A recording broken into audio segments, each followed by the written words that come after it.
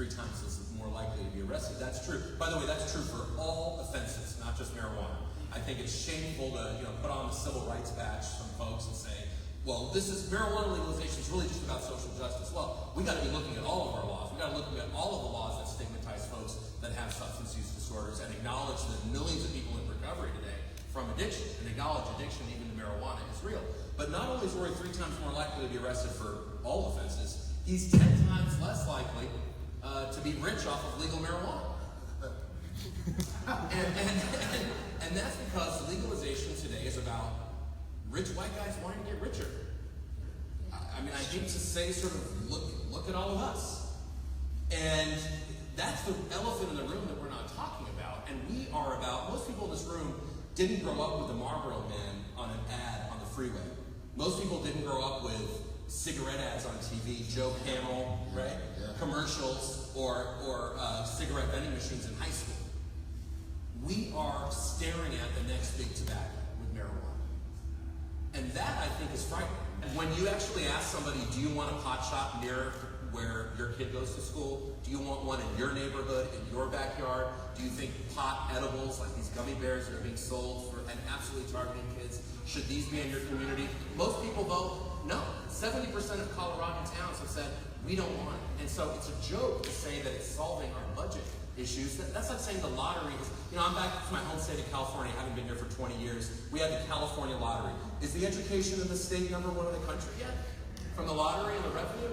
Do we have enough alcohol treatment that we use our alcohol taxes to pay for treatment? We can't even cover alcohol treatment for people who need it, and yet we tax alcohol and cigarettes. It's a joke to say that we're going to get tax revenue and that that's going to go towards this issue. That's why people like Michelle Alexander voted against legalization in Ohio. Well, that's this is from the American Medical Association. This is from the Alliance of Mental Illness. These are from health-oriented groups, and the folks that are opposing those groups in the state legislatures are, many of them are the people that stand to benefit from the legalization because they are in place to benefit from it, and they're countering the science. The folks I care about are not the 40-year-old dude who's like smoking pot once on a Friday and thinks it's great for his life. That's not the issue here for me, frankly, or for the marijuana industry.